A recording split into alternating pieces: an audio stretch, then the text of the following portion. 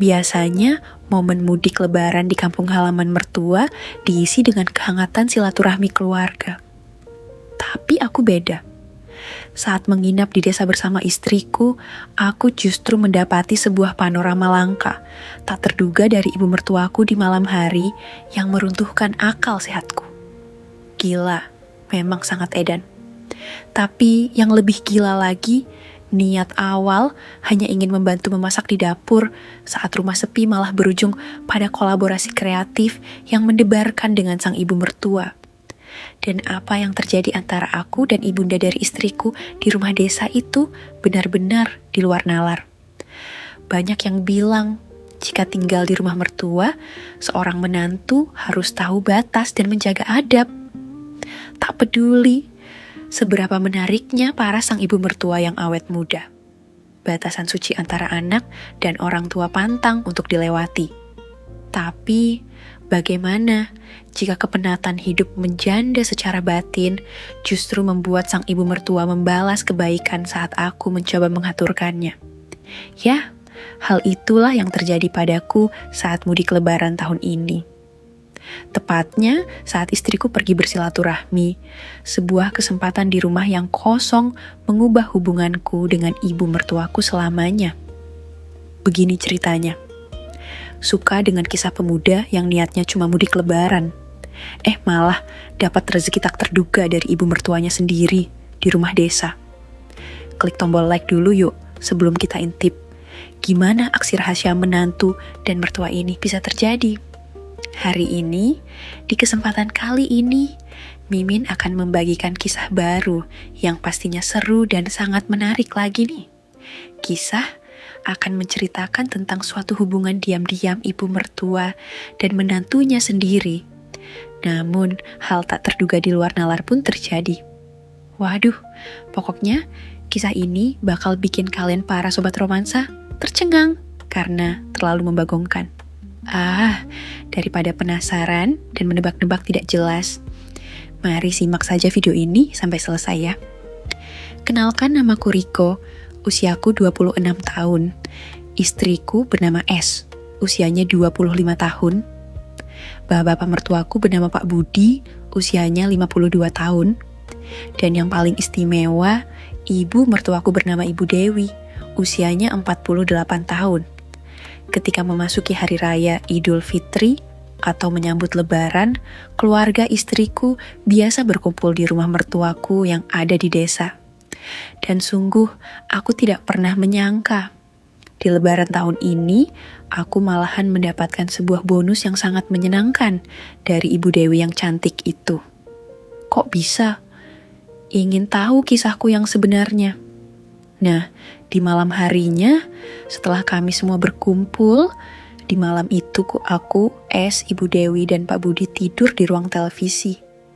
Di saat aku terbangun dari tidurku, aku melihat keindahan yang maha sempurna dari ibu mertuaku yang malam itu hanya mengenakan daster. Dan selimut yang dipakainya sudah bermanuver entah kemana, hingga kawasan kerja kreatif yang banyak diidolakan kaum Adam itu pun tertampak begitu indah di netraku. Dengan detak jantung yang tidak karuan, aku mencoba mengkreasikan diri di kawasan lapangan kerja yang ada pada ibu mertuaku itu sambil berpura-pura tidur dengan cara tanganku menumpang pada istriku. Akhirnya berhasil juga usaha kerja kreatifku itu dan Ibu Dewi tidak terbangun. Sehingga dengan memanfaatkan bakat dan talenta jari jemari itu secara pelan-pelan, aku jadi bisa mendapatkan sebuah kreativitas yang sangat luar biasa. Hingga akhirnya semangat kreatifku semakin meningkat saja jadinya. Kemudian, aku berlari ke kamar mandi untuk buang air kecil, sekalian mengerjakan sebuah kegiatan kerja kreatif dan mengasah kemampuan jari jemariku pada bidang jukung otomatisku yang rupanya sudah hormat dan siap sejak tadi. Dengan menginspirasikan apa saja yang ada pada Ibu Dewi yang barusan berhasil aku tengok dan aku kreasikan saja jari jemariku yang terampil sampai aku rampung dan tenang. anugerah keberuntungan kembali datang setelah aku meniliknya melalui celah yang ada di pintu kamar mandi itu, dan ternyata Ibu Dewi yang sedang mencuci piring itu sambil berjongkok tepat menghadap ke arah pintu kamar mandi di mana aku berada. Dan tentunya tampillah kembali panorama langka yang tadi malam membuatku bersemangat ingin bekerja kreatif itu.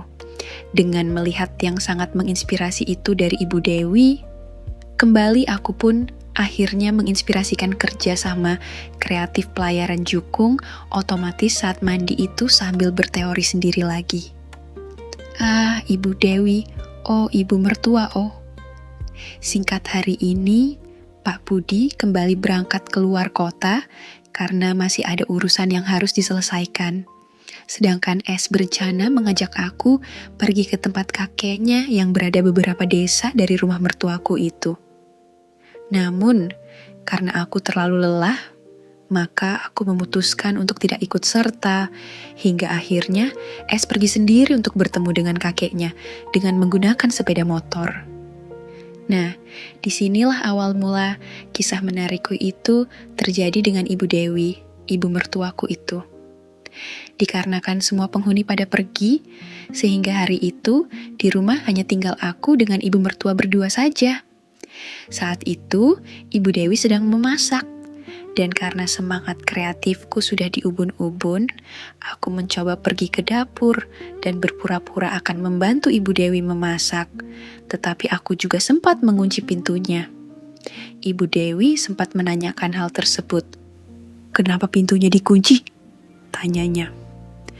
"Takut kalau ada orang masuk tanpa permisi, karena kita kan hanya berdua di dapur, Bu," jawabku santai.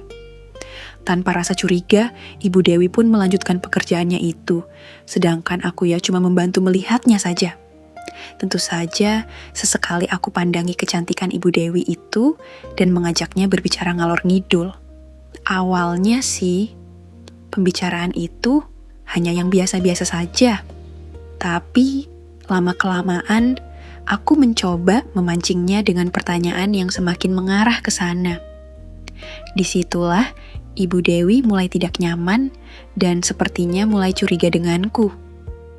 Tapi karena aku takut kalau Es keburu pulang, ditambah lagi semangat jukung otomatis sudah semakin hormat, akhirnya aku langsung saja berusaha untuk tunjukkan bakat dan talenta jemariku dari belakang Ibu Dewi.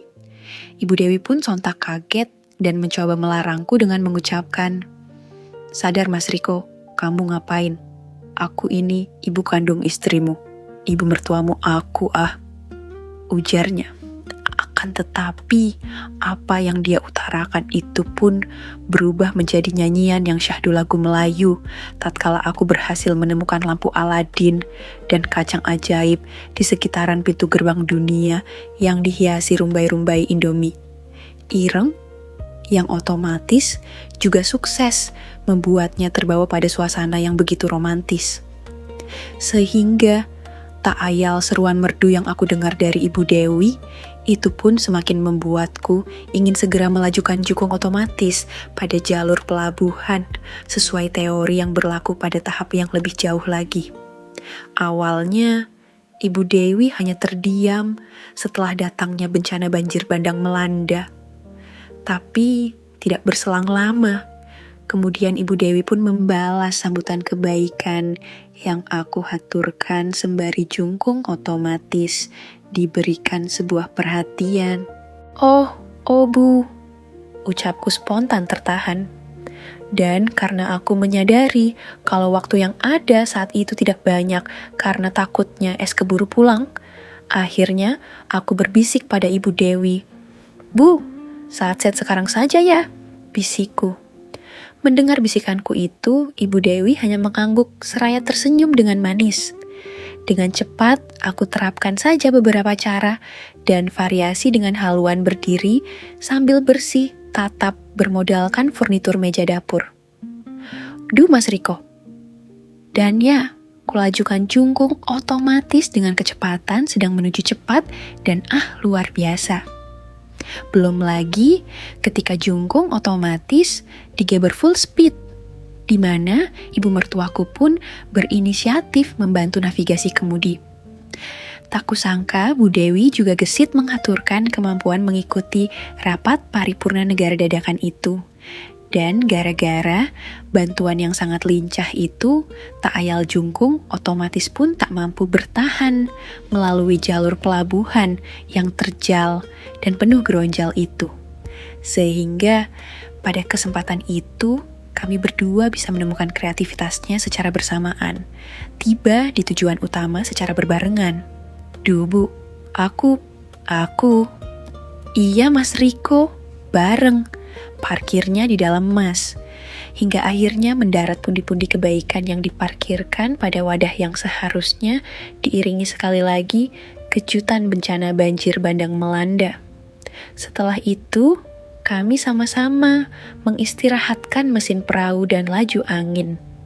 Dan Ibu Dewi hanya berpesan dengan kata-kata, "Jangan sampai kebaikan ini diketahui oleh siapapun, apalagi suamiku ya Mas," pesan beliau. Aku pun hanya mengiyakannya saja. Kemudian, kami berdua pun beres-beres kabinet negara lanjut, bersih-bersih lokasi, dan lain-lain. Lalu selanjutnya, pintu rumah pun aku buka kembali. Itulah kejadian langka yang pertama kali keakraban antara aku dengan Ibu Dewi, mama mertuaku yang sangat aku hormati. Hingga saat ini, aku masih terus saja menginspirasikan peristiwa baik itu dapat terulang kembali. Karena beberapa minggu setelah kejadian itu, aku kembali merantau bersama S. Dan saat ini, sudah berjalan hampir 5 tahun. Tahun 2026 ini, kami baru bisa mudik. Sudah jelas, saat inilah saat-saat yang aku tunggu-tunggu. Akhirnya, aku dan S dapat pulang ke kampung halamannya dengan perasaan senang sekali. Terutama aku tentunya. Dengan hanya membawa satu tas ransel yang berisikan pakaian, kami akhirnya sampai juga di desa tempat ibu mertua. Tidak banyak perubahan pada daerah tempat di mana S itu dulu dilahirkan. Masih seperti yang dulu, hanya beberapa rumah saja yang sudah mulai mengganti bangunannya menjadi tembok beton. Setelah kami sampai di rumah, hal yang sudah wajar dan umum terjadi di sana, tentunya kami berdua disambut oleh Ibu Dewi. Bahkan para tetangga, layaknya orang penting saja. Ibu Dewi menyambut kami berdua dengan senyuman hangatnya. Dan harapan baikku kembali muncul setelah Ibu Dewi akan bersalaman. Tapi ternyata tidak seperti yang aku harapkan. Karena setelah bersalaman denganku, Ibu Dewi langsung saja berpaling kembali ke S seperti yang ingin memastikan bahwa putrinya itu masih dalam keadaan utuh selama bersamaku beberapa tahun ini. Saat itulah pikiran muliaku mulai berputar untuk merencanakan segala kebaikan yang sudah aku impi-impikan selama ini untuk kembali mengulang pekerjaan kreatif bersama. Seperti yang waktu itu pernah terjadi. Hari demi hari, bahkan hampir 1 minggu kami jalani di rumah Ibu Dewi itu. Tetapi belum ada sedikit pun kesempatan baik untuk aku bisa mengajak kembali Ibu Dewi untuk menghadiri rapat paripurna negara di Nirwana Ambarawa yang sangat aku harapkan itu. Hingga pada hari ke-6 aku di rumah itu, kesempatan baik itu pun datang dan tentunya tidak akan aku sia-siakan begitu saja. Saat itu, aku diminta untuk mengantar Ibu Dewi belanja ke pasar menggunakan mobil pick-up milik pamannya yang kebetulan sedang datang bertamu saat itu, yaitu Pak Lejoko. Karena rupanya kebetulan suami Ibu Dewi alias ayah mertuaku, Pak Budi, sedang pergi memancing. Langsung saja aku mengiyakannya, dan aku segera saja meminjam mobil itu pada Pak Lejoko. Di perjalanan sengaja mobil itu aku kendarai dengan perlahan mengingat posisi pasar itu tidak begitu jauh, kira-kira hanya berjarak 3 km. Aku pun memulai pembicaraan di mobil itu dengan sedikit gugup. Aku mulai pembicaraan dengan berbahasa basi menanyakan tentang keadaannya sekarang ini. Ibu Dewi pun hanya menjawab seperlunya saja dan seolah dia tahu akan arah pembicaraanku itu. Jangan macam-macam lagi loh. Itulah yang terlontar dari Ibu Dewi. Waduh, sudah ada lampu kuning nih, pikirku. Aku pun hanya tersenyum saat mendengar apa yang Ibu Dewi ucapkan itu. Hingga akhirnya sampailah kami berdua di pasar. Tidak terjadi apa-apa, selain aku hanya bersiul-siul mengusir kepanikan yang aku rasakan. Sedangkan Ibu Dewi tetap diam sambil sesekali melihat keluar mobil. Bisa gagal nih ya, batinku. Selama menunggu Ibu Dewi belanja, aku terus mencoba berpikir bagaimana caranya agar rencana baikku bisa berhasil. Hingga akhirnya ide pun muncul. Akhirnya, Ibu Dewi pun keluar dari pasar dan menyuruhku mengangkut barang belanjaan yang berat dan banyak untuk ditempatkan di bak mobil. Setelah itu, Ibu Dewi langsung mengajakku untuk membeli beberapa belanjaan lagi yang tidak tersedia di pasar itu dengan menggunakan mobil itu. Kami berdua melewati daerah persawahan yang lumayan sepi, dan disitulah aku segera memutuskan untuk segera mengerjakan pekerjaan kreatif dengan Ibu Dewi itu, atau tidak sama sekali. Dengan perasaan yang tidak menentu, aku tepikan mobil ke bawah pohon yang rindang, kemudian aku matikan mesin mobil itu. "Kenapa berhenti di sini, Mas?" Ibu Dewi bertanya. "Saya capek, Bu." Aku pun menjawab sekenanya saja. Sungguh jawabanku itu tidak logis pikirku. Sehingga terlihat olehku sepertinya Ibu Dewi langsung curiga dengan terdiam sejenak seraya memandangiku dan tangan kirinya berusaha membuka jendela mobil itu. "Jangan dibuka, Bu, jendelanya," melarangku. Sehingga Ibu Dewi menghentikan niatnya untuk membuka jendela mobil itu. Saat itu juga aku tatap netranya. Dan sepertinya Ibu Dewi agak gimana gitu sehingga berusaha kembali untuk membuka pintu mobil itu. Namun aku larang kembali dan dia menghentikan niatnya itu lagi. Dan tanpa dikomando lagi, aku pun langsung mulai menunjukkan segala kebaikan yang selama ini sudah sangat aku idam-idamkan hingga hal yang tidak terduga terjadi. Tapi tak kusangka, setelah hampir seminggu Ibu Dewi bersikap seperti tidak pernah ada kenangan indah bersamaku.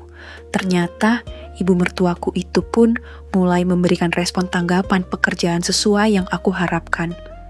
Saat itulah aku mendengar seruan-seruan kebaikan yang semakin merdu dari Ibu Dewi yang aku tunggu-tunggu. "Yes, berhasil," gumamku. "Kenapa kamu gini lagi, Masa?" Ibu Dewi pun mulai bertanya. "Kenapa?" Aku pun tidak menjawabnya, hingga Ibu Dewi pun mengatakan hal yang cukup mengejutkan buatku. Oke, kalau kamu mau mengajak kerja sama lagi, jangan di sini, nanti bisa ada orang yang tahu." Ucapnya pelan sambil mengilhami bakat dan talenta jari jemariku yang sibuk mencari lampu Aladin dan kacang ajaib. "Oke, Bu, sebaiknya kita kerjakan di mana?" "Aku beneran kangen kerja kreatif bareng ibu," tanyaku seraya menghentikan kebolehanku. "Kita kerjakan di rumah saja kalau kamu berkenan," jawabnya. Semula aku tidak begitu yakin dengan ucapannya itu. Karena di rumah itu kan ada suaminya. Dan juga bisa saja Ibu Dewi hanya mencari cara dan alasan supaya aku menghentikannya. Hingga akhirnya aku bisa percaya saat Ibu Dewi meyakinkanku dengan mau berselfie menggunakan HP-ku yang menampakkan panorama langka rumbai-rumbai Indomie ireng itu seraya wajahnya mengekspresikan kalau seakan-akan dia sudah tidak sabar ikut kerja dan sedang mau berbahagia banget. Hingga akhirnya aku iakan usulan ibu mertua dan tentunya dengan sedikit menakut-nakutinya bahwa jika tidak dia tepati janjinya, itu maka aku akan membagikan foto selfie itu di Facebook dan TikTok. Ibu Dewi pun hanya tersenyum manis dengan ekspresi menggemaskan seolah-olah memastikan bahwa pasti akan dia tepati janji baiknya itu. Kemudian, kami pun melanjutkan perjalanan dengan arah toko yang dituju. Selanjutnya, kami berdua berlagak seperti tidak terjadi apa-apa sesampainya di rumah. 2 hari berjalan setelah kejadian mulia di mobil pick-up. Waktu itu membuatku sedikit was-was. Karena aku takut jika ibu mertua secara diam-diam telah bercerita tentang waktu itu pada suaminya. Atau bahkan, namun tetap saja niat untuk bisa kembali mengerjakan hal kebaikan dengan Ibu Dewi tidak pernah surut dari pikiran kreatifku. Tekadku sudah bulat dan ingin sekali dengan leluasa bisa berbahagia saling memberi kebaikan dan menerima ketulusan bersama ibu mertuaku itu. Karena jujur, Bu Dewi membuat aku kepikiran dan keterusan mencari pekerjaan kreatif. Beda banget sama si istriku yang kurang inisiatif. Kalau dibandingkan dengan Bu Dewi, segalanya sangat inovatif. Bahkan Bu Dewi mempunyai kelebihan yang lebih-lebih, bikin aku selalu merinding dan bersemangat dalam hal kebaikan negara itu. Tak kupungkiri, meskipun sudah berumur, tapi teknik dan keahliannya memang sudah membuktikan bahwa beliau sudah sangat berpengalaman. Buktinya, aku saja sampai gregetan kepengin mengulanginya terus. Di suatu malam saat es telah terlelap di depan TV, sengaja aku menonton TV lebih lama dari biasanya, sehingga waktu sudah menunjukkan jam 1.30 pagi. Sementara Ibu Dewi beserta Pak Budi juga telah pulas di depan TV itu juga. Perlu diketahui bahwa kami semua tidur di ruang tamu. Itu dikarenakan kamar yang biasa kami pakai di rumah itu digunakan oleh Pak Lejoko. Baiklah, kembali ke cerita. Kemudian aku melihat ke arah samping untuk menilik pulasnya tidur es yang bersebelahan dengan Pak Budi. Dan tiba-tiba saja pikiran baik untuk segera memperoleh kesempatan kerja sama dari Ibu Dewi itu semakin meningkat perlahan. Lampu yang ada di ruang tamu itu aku matikan, sehingga penerangan saat itu hanya dibantu oleh cahaya TV yang masih menyala menayangkan YouTube channel Romansa Rahasia. Selanjutnya, aku mulai mengoperasikan rencana baikku untuk memastikan bahwa pekerjaan muliaku itu tidak akan dipergoki oleh siapapun yang ada di situ. Maka, aku matikan TV menggunakan remote. Berdebar-debar, detak jantungku semakin tidak menentu saja mengingat resiko yang akan aku ambil jika ini sampai kepergok oleh siapapun yang ada di situ. Kemudian dengan sangat berhati-hati, aku mulai memberikan kode rahasia negara itu pada Ibu Dewi. Gawat, Ibu Dewi sepertinya hendak mengangkat jabatannya. Aku tidak tahu pasti, karena kepalaku saat itu masih tertutup oleh selimut. Aku pun berhenti sejenak. Kemudian, Ibu Dewi tiba-tiba menyingkap selimut dan aku pun hanya bisa berpura-pura merem. Selanjutnya, aku seperti mendengar bisikan, "Ibu mau ke kamar mandi." Nah, saat itu juga aku merasa seperti mendapat lampu hijau. Ibu Dewi, apakah ibu mertuaku ingin mengajakku mencoba variasi dan teori baru? Dan tidak berselang lama, kemudian aku menyusulnya ke lokasi areal pekerjaan kreatif yang letaknya berada di luar rumah itu. Cepat-cepat aku dorong pintu jeding. Ternyata sengaja tidak dikunci oleh Ibu Dewi yang cantik itu. Aku segera bertandang, namun tidak ada ekspresi keterkejutan atau nggak mau sama sekali dari Ibu Dewi seperti di awal-awal dulu. Malahan, nampak ibu mertuaku seperti sudah ingin buru-buru terlihat dari jari jemarinya yang mencoba menyalakan mesin jukung otomatis. Alamak, seketika mesin siaga untuk digeber dibuatnya. Dengan satset aku kunci pintu kamar mandi itu. "Ih, nekat banget kamu ini, Mas," ucapnya dengan tersenyum manis. "Habisnya aku kangen banget, Bu," sahutku. "Mas kira ibu juga tidak kangen?" Sahutnya masih dengan senyumannya yang semakin manis. "Jadi?" tanya Ibu Dewi. "Iya Mas, sahutnya. Sehingga tanpa dikomando lagi, kami berdua merapatkan barisan dan mengencangkan sabuk pengaman. karena masih ada rasa takut akan diketahui pekerjaan nekat kami berdua itu. Maka sesegera mungkin Ibu Dewi berdiri membelakangiku dan mengisyaratkan agar aku segera mengobati rasa kangen itu. Ih, Mas Riko buruan. Aku lanjutin ya, Bu. Tapi Ibu bantu kemudi. Selama ini Ibu diam. Kamu yang mengemudikan Ibu juga diam. Tapi malam ini, di sini di luar ini, Ibu akan lawan.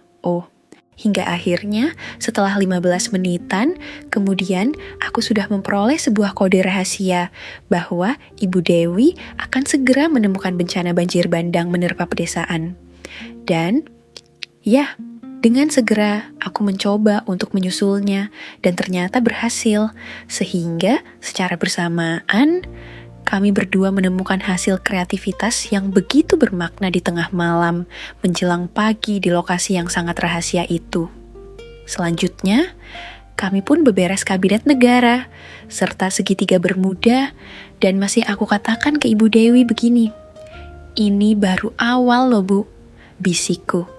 Ibu Dewi tidak merespon dan tetap sibuk merapikan segalanya biar enggak ketahuan dari aromanya.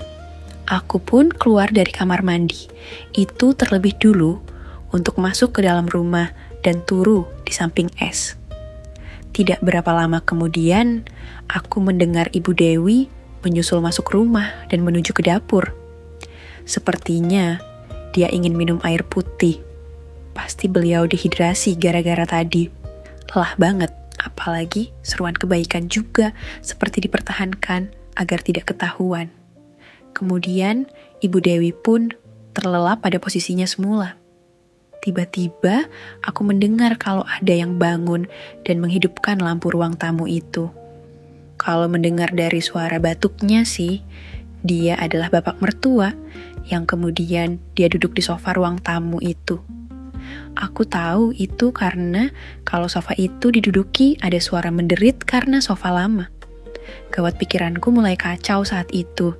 Jangan-jangan sambil terus berpura-pura tidur, aku pasang telingaku kuat-kuat untuk mendengar apa yang akan terjadi. Ibu.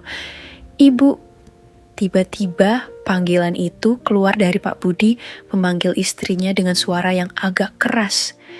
Diiringi istrinya yang mengiyakan dan sembari bangkit untuk menghampiri suaminya.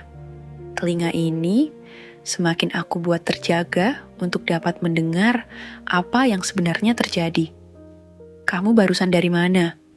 tanya Pak Budi dengan nada sedikit keras. "Ke kamar mandi, Pak," jawab istrinya dengan suara lirih dan serak seolah ketakutan. Waduh, ketahuan nih, pikirku.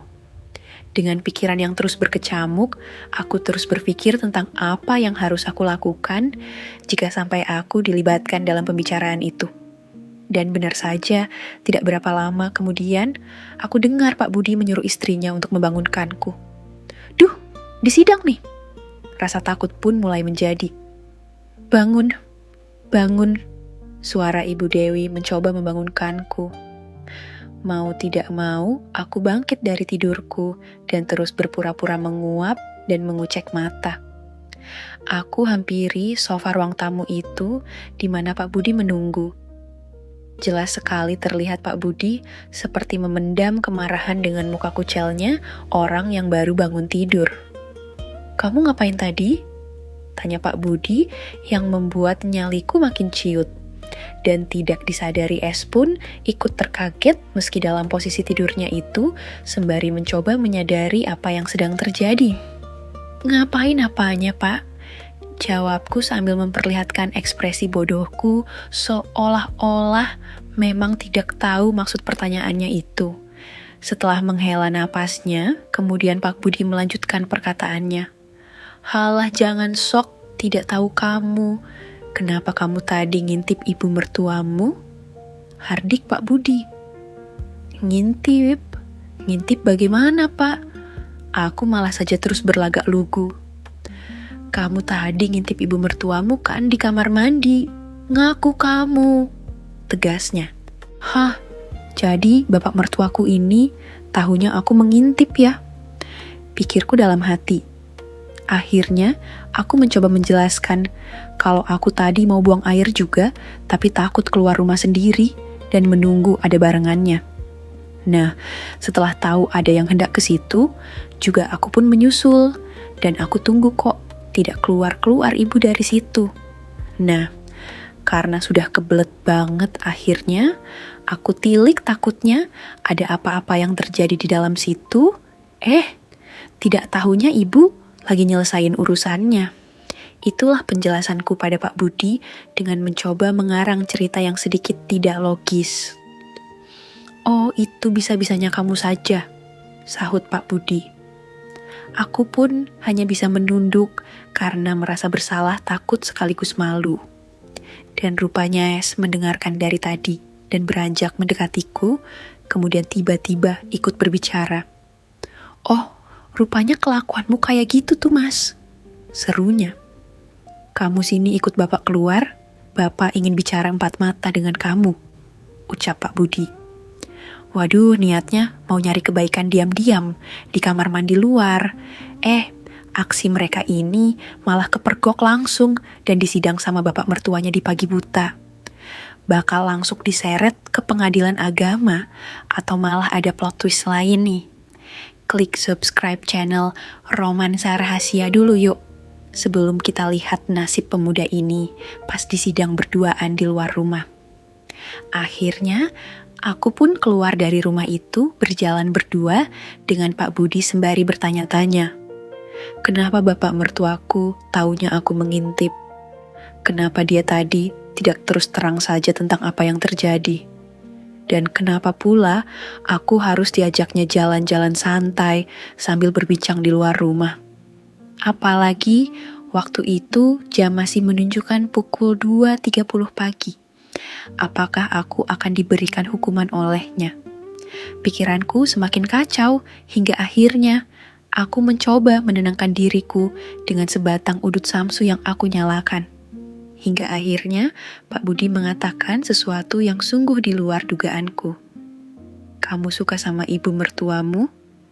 tanya Pak Budi, tiba-tiba memecahkan suasana di mana saat itu aku tengah asyik berjalan sambil menikmati udut samsu itu. Bapak ini ada-ada saja pertanyaannya. Sahutku sambil tersenyum seolah aku ingin mencairkan suasana. "Halah, kamu sudah tidak bisa menyangkalnya lagi. Sebenarnya Bapak tahu apa yang kamu kerjakan dengan istri Bapak tadi di situ. Kamu sudah bekerja kreatif kan?" ucap beliau. Jeduar. Bagaikan disambar petir di pagi hari, aku semakin lemas dan berat untuk melangkahkan kakiku lagi. Bapak sengaja tidak langsung memergoki kalian berdua supaya suasana tetap terkendali dan tidak ada keributan. Apalagi aku tahu istrimu pasti akan sangat kaget jika sampai dia tahu kalau aku telah memergoki tindakan kalian tadi. Dari suara istriku saja sudah cukup bagiku untuk mengetahui apa yang terjadi di situ. Dan aku tahu apa yang kalian kerjakan melalui celah pintu itu. Mertuaku berbicara untuk membuktikan rasa kesalnya hingga akhirnya dia pun memandangiku bagaikan seekor macan yang lapar. Lalu berkata lagi, "Bersenang-senanglah dengannya." Jadar kembali ucapannya itu mengagetkanku. Namun petir ini seakan mengalun dengan lembut, sehingga aku sadari bahwa ini bukanlah sebuah mimpi.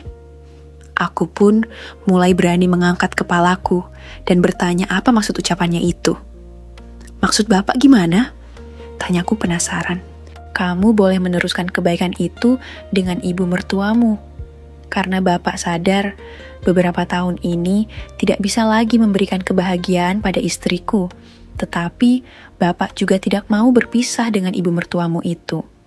Akhirnya, aku jadi tahu kenapa bapak mertuaku sewaktu marah tadi di hadapan Ibu Dewi tidak menjelaskannya secara terus terang.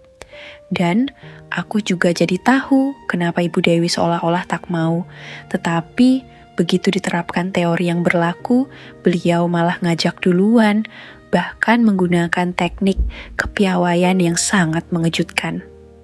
Oh, ternyata begitu. Pantesan ibu lincah banget. Dan semenjak itulah, Pak Budi seakan-akan terus berusaha memberikan kesempatan padaku untuk bisa berduaan dengan Ibu Dewi. Bahkan Pak Budi dengan berbagai alasan sering mengajak S untuk pergi ke rumah saudara bapak mertuaku. Hal itu dia lakukan hanya untuk memberikan kesempatan padaku untuk memberikan kebahagiaan pada Ibu Dewi. Tentu saja, aku sangat senang dengan kondisi baik itu, sehingga ketika Pak Budi memintaku untuk tidak pergi merantau lagi, aku pun menyetujuinya sehingga kesempatan itu selalu ada dan terbuka seluas-luasnya untuk aku dan Ibu Dewi, ibu mertuaku sendiri. Nah, sampai cerita ini aku tulis dan aku kirimkan ke Mimin di channel Romansa Rahasia ini, apa yang aku alami dengan Ibu Dewi itu masih terus berlanjut dan semakin menyenangkan saja. Demikianlah kisahku dengan ibu mertuaku yang terjadi baru-baru ini, yakni pas Lebaran Idul Fitri di tahun 2026 ini. Sungguh sangat membagongkan. Tamat. Dari kisahku, Ibu Dewi dan Pak Budi, kita belajar satu hal penting.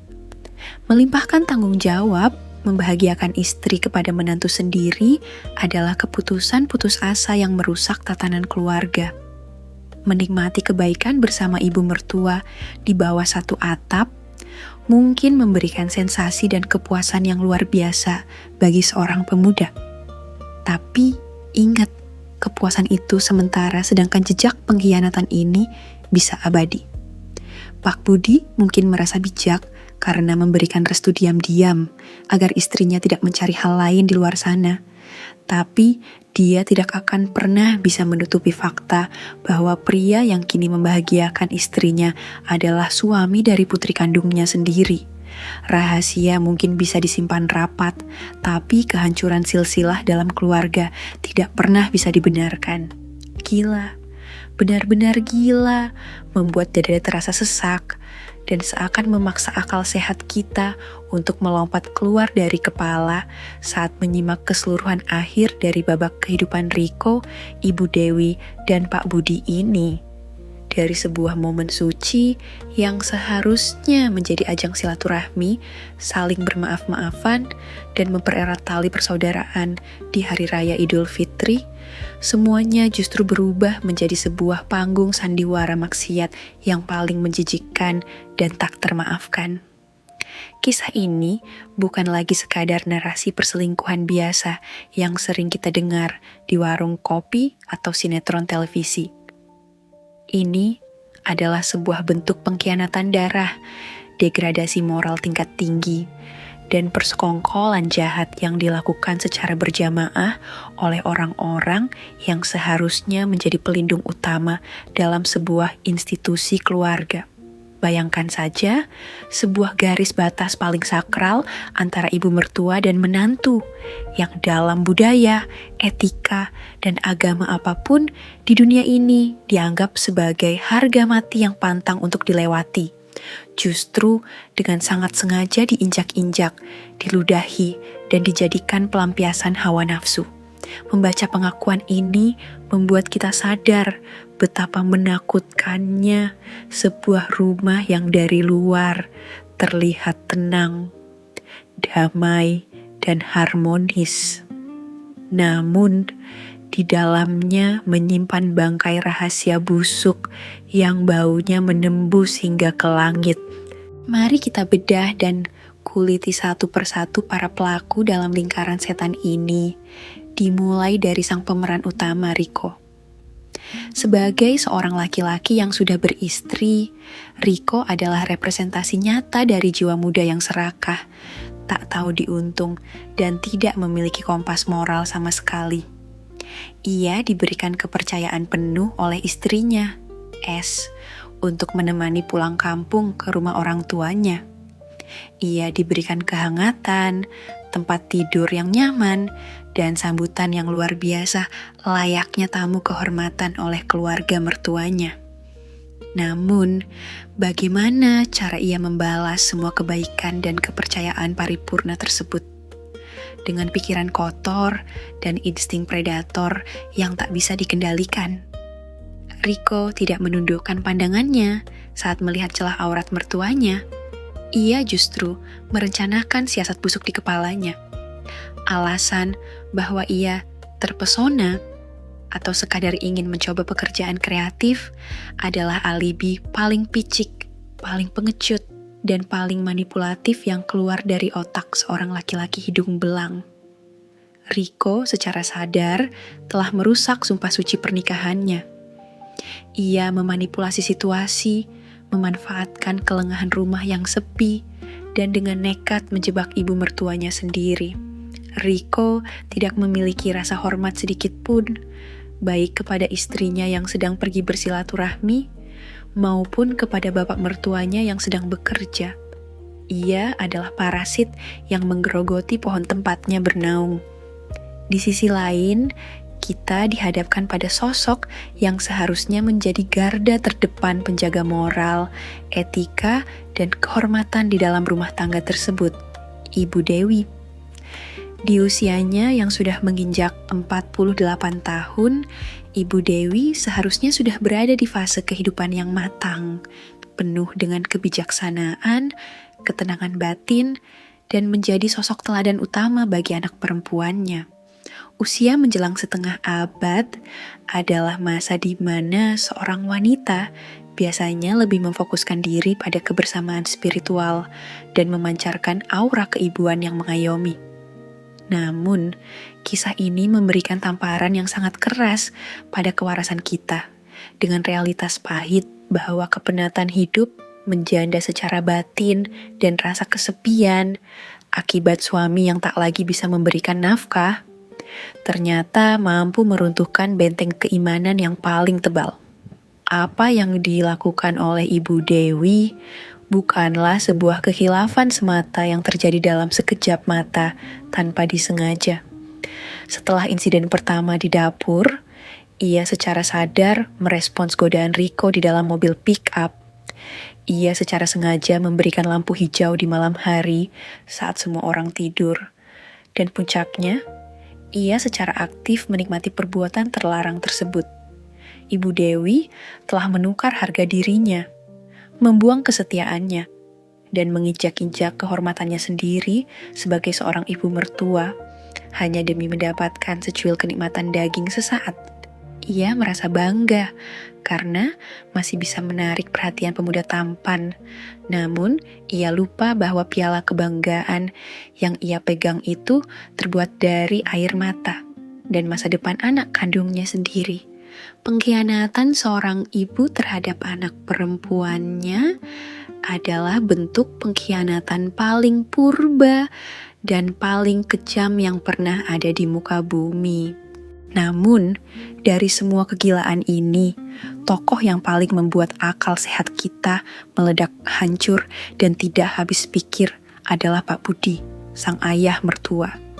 Jika Rico digerakkan oleh syahwat masa muda dan Ibu Dewi digerakkan oleh kehausan belayan, maka motivasi Pak Budi jauh lebih gelap, lebih kelam, dan lebih abnormal.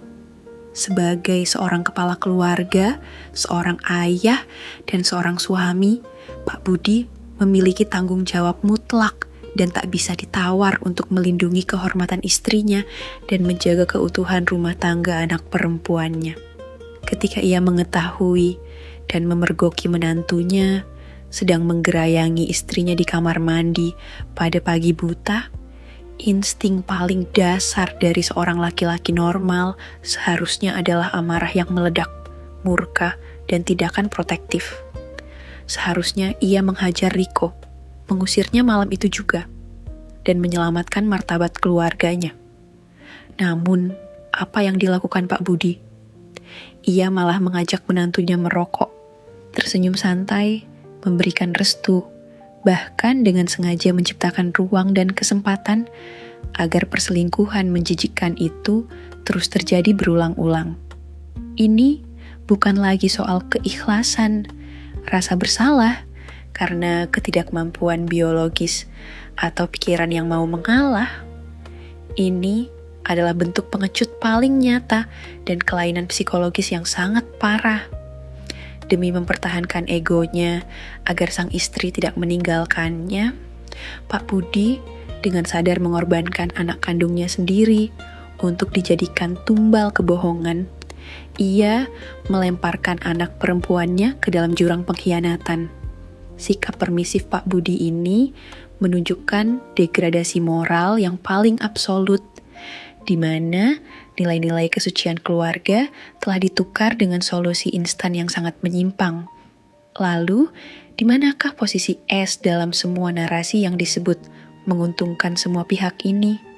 Sang istri, anak perempuan malang yang tidak tahu apa-apa itu adalah korban tak kasat mata. Ia adalah hantu yang keberadaannya sengaja diabaikan, dibutakan, dan ditulikan oleh 3 orang yang sedang berpesta maksiat di atas penderitaannya. Cobalah sejenak kita berempati dan memposisikan diri kita menjadi S. Ia pulang kampung dengan hati riang gembira, bangga membawa suaminya berkumpul bersama keluarga tercinta. Ia percaya bahwa ibunya menyayangi suaminya layaknya anak sendiri. Ia percaya ayahnya adalah sosok pelindung yang tangguh, dan ia percaya suaminya adalah pelabuhan cinta sejatinya. Sedikit pun tidak pernah terlintas di pikiran liarnya bahwa 3 orang yang paling ia cintai, paling ia hormati, dan paling ia percayai di dunia ini sedang membentuk sebuah konspirasi pengkhianatan paling berdarah tepat di belakang punggungnya. Riko, Ibu Dewi, dan Pak Budi mungkin merasa sangat pintar, merasa hidup mereka bahagia, win-win solution, dan tanpa masalah. Mereka merasa kebohongan mereka tertutup rapi. Tapi sadarkah mereka bahwa istana kebahagiaan yang mereka bangun itu didirikan di atas fondasi pasir kebohongan yang sangat rapuh? Mereka sedang menari-nari dengan gembira di atas bom waktu raksasa yang detikannya terus berjalan mundur.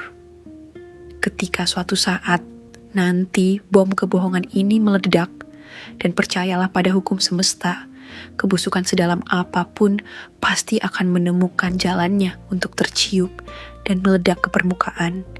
Kerusakan yang ditimbulkannya tidak akan pernah bisa diperbaiki lagi oleh kata maaf atau penyesalan. Hati S tidak hanya sekadar patah, tapi jiwanya akan hancur, lebur berkeping-keping menjadi debu yang tertiup angin. Ia akan mengalami trauma psikologis yang sangat brutal, kehilangan kepercayaan total pada institusi pernikahan, membenci institusi keluarga, dan yang paling mengerikan, ia akan kehilangan sosok orang tua yang seharusnya menjadi tempatnya bernaung saat dunia sedang runtuh. Pengkhianatan lintas generasi ini akan membunuh kewarasan S hidup-hidup. Pesan moral dari tragedi bisu yang tak kasat mata ini sungguh sangat tajam, mendalam, dan berlapis-lapis untuk kita jadikan bahan renungan abadi. Pesan pertama dan yang paling fundamental, batasan moral dan norma dalam sebuah keluarga itu diciptakan oleh Tuhan, dan peradaban manusia bukan untuk mengekang kebebasan, melainkan untuk melindungi kewarasan dan mencegah kehancuran. Garis batas antara ibu mertua dan menantu, atau antara bapak mertua dan menantu, adalah garis pembatas yang mutlak dan absolut. Jangan pernah sekali-kali berani bermain-main, mencoba mengaburkan, atau mencari celah dari garis batas tersebut dengan alasan apapun. Kedekatan yang wajar adalah kedekatan yang didasari oleh rasa hormat, adab, dan tata krama, bukan kedekatan fisik yang memancing syahwat kebinatangan, pakaian yang dikenakan di dalam rumah, cara bertutur kata, tatapan mata, dan topik obrolan harus selalu dijaga ketat batasannya. Jangan pernah memberikan ruang atau celah sekecil apapun bagi iblis untuk masuk dan menghembuskan hawa nafsu.